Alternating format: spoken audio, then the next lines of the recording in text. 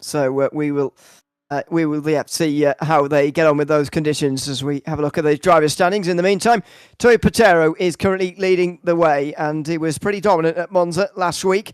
He's now leading by 13 points over Matt Warner and Jan Jančić, with Jack Ashton in fourth place. He won both races in the opening round of the season back at the Red Bull Ring, but wasn't there at Monza. Andrew Pratt is running out the top five, just a point ahead of Ian Knox. Ben Mitchell next to Stefan Klarman and Alistair Clark, who round out the field.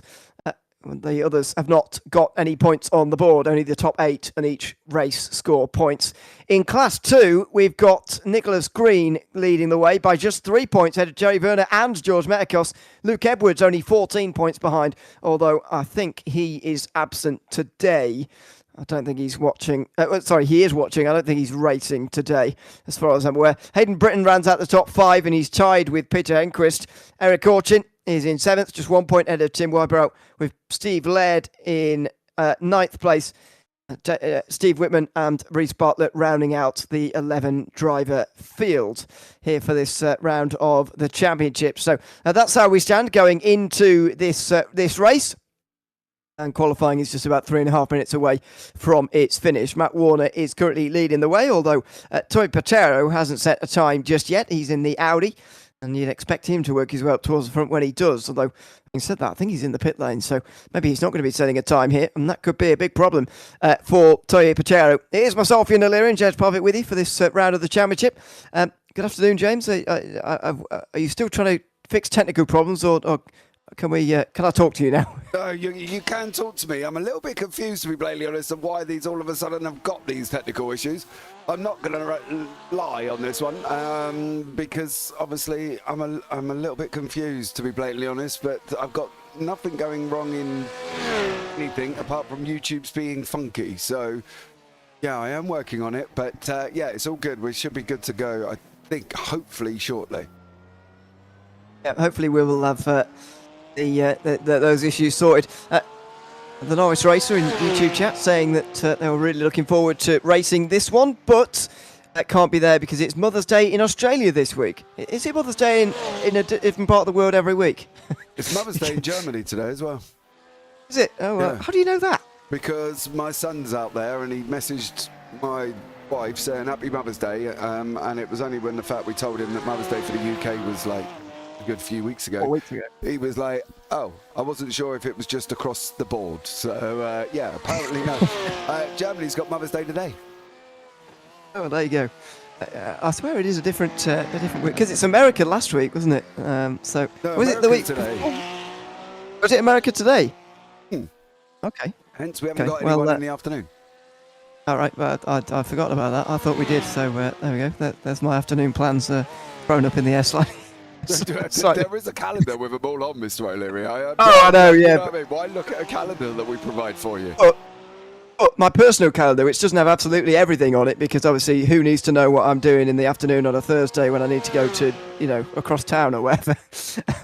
Sometimes I don't transfer them all over because I'm a little bit dim. So that's what's happened there. Never mind. I'll find something else to do, I guess. Later. I don't know, sleep. Meanwhile, well, oh yeah, that's a good idea. I've got a late one, so I might go to bed. Or might enjoy the weather. It's very nice, and I don't know if it's as nice in Australia. I know it's getting towards winter over there, but oh come on, it's always nice and bleak in Australia, bro. I don't even think winter really matters, does it? It depends what part of Australia you live in. I think if you live up north, then yeah, it is always nice to have. I think down south you can get some near Melbourne, whatever. It can get a bit grizzly sometimes, but there we go. Anyway. How long did it take us to get sidetracked? About 4 minutes. We did well, didn't we? That's probably our record, to be honest. Oh dear. Anyway, and it looks to me like Andrew Pratt, by the way, is just driving around on dry tyres on a wet circuit right now, unless he's just taking things very cautiously on his wet tyres for the moment. The time is about to elapse here, and Tommy Patero is going to take the pole position by the looks of things. He's been dominant so far this season. Yeah, and, he definitely has. It's been good. I'm still confused. Carry on, mate. I'm still fighting fires here. This is bugging me now. Okay, yeah, we will. Hopefully, at least you can hear us. talk about what's going on because we can see it, and we will try and inform you best as we can with what is going on. Tommy Patero has taken the pole position by 0.2 of a second over Matt Warner. Andrew Pratt has gone into third ahead of Ian Knox as an all-Oceanic second row. Jan Jančić is in fifth place. George Metakos is on the pole in Class 2. He's sixth overall ahead of Jerry Werner. It's Ben Mitchell in eighth place ahead of Hayden Britton and Stephen Laird, who rounds out the top 10. Tim Wybrow's 11th ahead of Parker Enquist, who rounds out the first 6 rows. Eric Orchin, Reece Bartlett and Peter Ferrero round out the top 15, and indeed the 15 drivers who are taking part here today. Compared to previous seasons I've done where there's been one wet race, numbers normally dip quite significantly. Now, there are a few less than what we had at Monza, but this is a good entry here at Montreal. Lots of drivers willing to give the wet weather a go, which is a fantastic thing. Yeah, definitely. I think it's quite good that they've retained these and been able to have a go with them. Everybody coming out on rain tyres, of course, which is blatantly expected. But it should be an interesting one. I'm looking forward to this. We'll have to see how it gets on. Hopefully this stream will settle down. I'm doing everything I possibly know to be able to get this to resolve itself, and but I've got no issues my end whatsoever. That's very weird. I've got no drop frames. I've got nothing at all whatsoever. My internet is still working, and YouTube is being funky. I mean, I'm watching it fine, but as in yours, it's like a picture book, isn't it, on YouTube at the moment? I believe. It is a bit, yeah. It is a bit of a picture book. So, as I say, well, I did just listening to the audio though, and you can hear us fine. So, as I say, this is going to be a bit of a radio show. To be honest, you're not going to be able to see a whole lot, but we will describe it to you best as we can as the gridding process just completes now, and they will pull away in a moment for a short formation lap. They're lined up just on the way down towards the hairpin. Turn 10, and then they get onto the straight before the final chicane, and then they'll get underway here in a few moments' time. But Tommy Patero has taken a good pole position there. He's leading this championship ahead of Matt Warner, and they are the front two, 1 and 2 here at the start of this session. I must admit, Audi and Porsche on the front row in wet weather is not something I quite had in my predictions, but that's what we've got, especially for the Audi. Actually, didn't think it would enjoy the wet conditions. You can understand the Porsche with its traction and its rear engine, but the Audi, I think, is a surprise, and a great job from Troy Patero to get that lap time in. Yeah, he's done a great job in the rain to be able to basically hold it and get it where it needs to be. So awesome job from him. But yeah, it's going to be interesting to see. Sorry, I'm still fighting these fires, which is driving me bonkers. You think the rain would put them out, but thanks, mate. Douche. Meanwhile, the field just making their way down towards the final chicane. Quite proud of myself, really.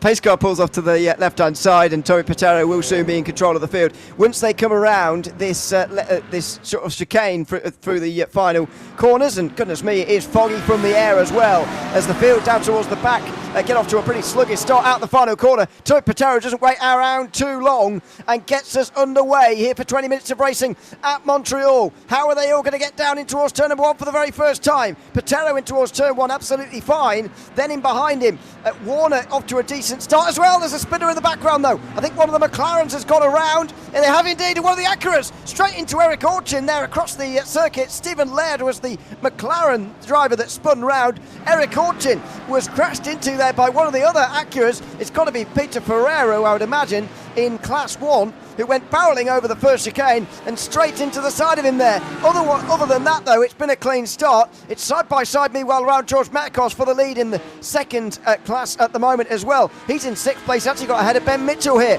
A mostly clean start to this very, very wet race. Yeah, it definitely is here at the moment as well. You can see Patero got away. We'll have a look back at Stephen Laird and Eric Orchin very, very shortly here at the same time. But heading through now, coming down into the right left here. It's going to be interesting to see how they get on, and whether or not they're going to be able to handle this. What's going to happen at the hairpin is going to be more the question as well. And straight off there for Ferrero, was it Werner maybe? I don't know, but no, it was Ferrero, sorry, who went off there at turn 8 into the chicane, and down towards the hairpin. He'll lose a place. He's going to lose another one here to Hayden Britton, who comes steaming down the inside, but he's pulled it up more than in time, and so he will take 9th place away now. Ferrero will not get the exit on this occasion, and he will be stuck in that 10th position for the moment. This field is going to get pretty spread out pretty quickly, you'd imagine, because of the wet weather that we are experiencing this afternoon, and this is going to persist with us here throughout the evening, or the afternoon I should say, as it's nearly side by side on the way down in towards the last chicane. Look careful everybody, towards the corner itself. Ferrero so close behind Hayden Britton, but not able to get through on this occasion. He's lost a couple of places as we complete the opening lap of this race. Yeah, you can see Ian Knox tucked in here as well. He's got George Madakos tucked up right behind him. Through the right-hander they go. Through turn 1, running it all the way down into turns 2 and 3 here. And at the moment, Madakos is putting Knox under pressure. We've got Peter Ferrero, who's running side by side with Hayden Britton at the moment.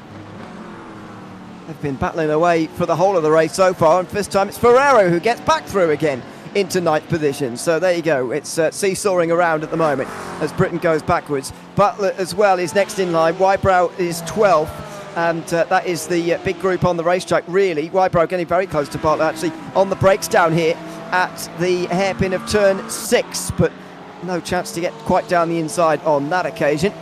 He will just stay in behind by the looks of things, and things were already down quite significantly here 3 minutes into this race. 20 minutes race, of course, for both occasions this afternoon.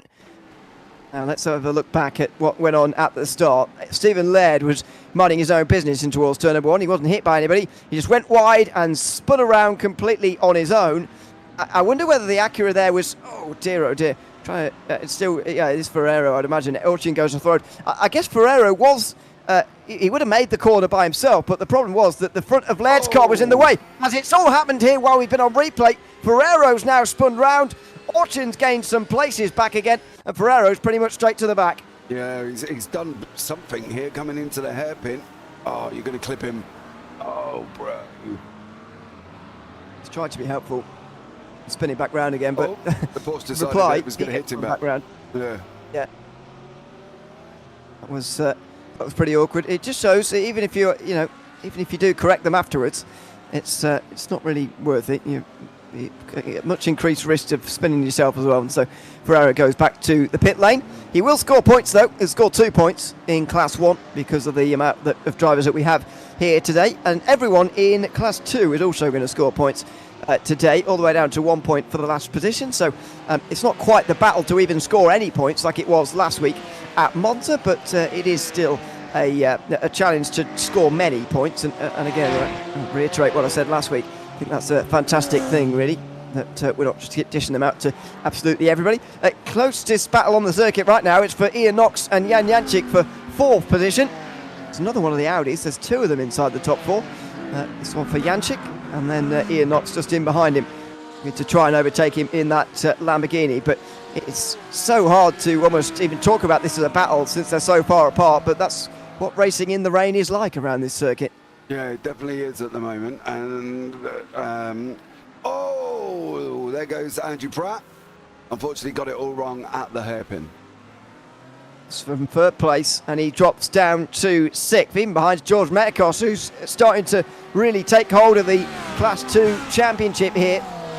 He was 4 points behind Nicholas Green coming into today, but he's going to overhaul that, of course. And if he finishes ahead of Jerry Werner in at the race here, race 1, he will certainly be in front after this race. Jerry Werner, speaking of, and actually trying to get past Tim Wybrow as things stand, up into the top 10 maybe. Is there going to be a chance into the chicane? He might have gone for that, has he? No, he didn't. He backed out, and who can blame him as well? Through into the final chicane they come, and they actually close in on Bartlett actually for that 9th position as well. Going to get a little bit closer. Werner as well gets close in behind Wybrow, and he'll get through. And no, he won't get through. I thought he was going to get through in towards turn 1, but not quite. Andrew Pratt in the meantime trying to get past Metakos and Knox and Jančić as well, all of whom are just up in front of him as they struggle and fight the conditions again here, nearly 1/3 of the way through. Yeah, I'm still struggling and fighting technical problems, but I'm trying to get there. These guys are having a nice little battle further down. Jeremy Werner and Tim Wybrow starting to get a little bit more spread out with 13 minutes to go. Yeah, it's been like that for the race so far. It's quite late on the brakes there from Wybrow. Okay, they've stopped in time, and it's the worst thing in the world to sometimes miss the actual apex, the curbing of the apex at this circuit, because it is so well, it's very slippery and not where you want to be driving, really. So it's not the worst thing in the world at all. As they now get on the brakes in for turn 8 and 9. Werner trying to close in on Wybrow here. He was very close at the end of the last lap. Wonder whether it is the final sector where he is a lot stronger than Wybrow. Down on the brakes. Yeah, there you go. He's a bit better into the hairpin. He get a better exit as well. They're both in the Porsche, so there shouldn't be too much difference. But he does get closer, 1.1 seconds. But again, the problem of not actually being able to stay very close around this circuit rears its head, because how are you ever going to get through from over a second back into the final chicane? It's just not really going to be possible. No, it definitely isn't going to be possible. You're going to be sending it like an absolute trooper if you think you're going to get to there. So it's something that they're going to have to manage and maintain here, and hopefully they'll be will be all right to battle away nicely without any problems. I do apologise, I'm still fighting fires. I'm going to do something after this race, guys. I will be restarting the stream. I have just set another one up to go live after this race, so bear with us on this one, and we will resolve an issue after. Yeah, pretty much as soon as it finishes, we'll sign off and tell you to go to the other stream, and hopefully that will fix it. But hopefully we're describing the action well enough that you can just about get a picture of what's going on out there on the circuit. Tommy Patero is leading by 3 seconds ahead of Matt Warner.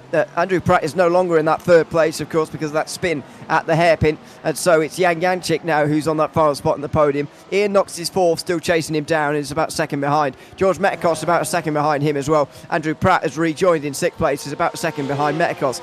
Then it's Ben Mitchell in seventh place. Hayden Britton is in eighth ahead of Rhys Bartlett, Tim Wybrow and Jerry Werner, the back we've been following for the last few moments here. Metikos is the leader in the second class group, don't forget, and so he is he's going to take the full 15 points, but the fact he's got two class 1 drivers between himself and his nearest rival isn't going to give him any benefit by the looks of things. It's just going to give him 15 points either way, as down into the hairpin again. Tim Wybrow gets a lot closer to Rhys Bartlett this time round for 9th place. Yeah, he does. He kind of closed up right behind him at the moment and is now battling his way forward. But Tim Wybrow, he's trying to get up to the back of Rhys Bartlett. He's going to try and have a go here. I don't know how much he's going to actually see coming into this, and he definitely doesn't want to end up in the Wall of Champions. No, he definitely doesn't. We will hope that everybody stays out of there for the time being, because you don't really want to use the curb on the outside anyway. I feel like it's quite a good time to go through that final chicane in the wet weather. It's the fastest way is actually not to get anywhere close to the Wall of Champions anyway. That is quite wide from Bartlett, and Wybrow's now going to close right in there. As they went through turn 1, he just completely outbroke himself there, Bartlett. Wybrow got a lot closer, and Werner now gets a lot closer to him as a result as well. Looks like Hayden Britton might have scraped along the wall, by the way, but it's the three Porsches, Bartlett, Wybrow and Werner, who are now right close together through the second chicane on this circuit. And there goes Wybrow, just in behind the trees there. He's gone for a spin. Was he assisted by Werner or not? Oh! No! He's on the circuit, he's on the racing line, and coming through there, Eric Orchin was unawares as to the Porsche that was going to be sat on the racing line. It looked like it was a solo spin from Wybrow, but the rejoin was not ideal, I've got to say. We're looking through the mist here in the... Bartlett slowed in front of Wybrow, who then got hit eventually in the rear by Werner, but I'm afraid Wybrow has not done himself any favours there with turning around in that part of the racetrack. No, absolutely not. He should have just stayed where he was and not moved whatsoever. He's back in pit lane now. Jerry Werner is closing down. He's got Rhys Bartlett tucked in behind him. Ian Knox, Jan Janchik is still fighting out here as well. So they're continuing to have a go with 9 minutes to go. It's going to be a very interesting second race when we reverse the grid for the whole field. It's going to put, obviously, the guys who have had issues so far, like Ferrero, Wybrow and Orchin, up towards the front of the field, and it's going to put the guys who have had a good first race here up towards the back end of the field. And we've seen overtaking relatively difficult among drivers who are qualified on a similar speed, and that's to be expected, I suppose. But I do wonder what's going to happen here when we reverse the grid and when we set them going again, because these top guys are going to want to make the overtakes, and it's going to be interesting to see how easy they find it when they're back in the pack like that. Yeah, getting through is never going to be easy in general, but especially not getting through in the rain.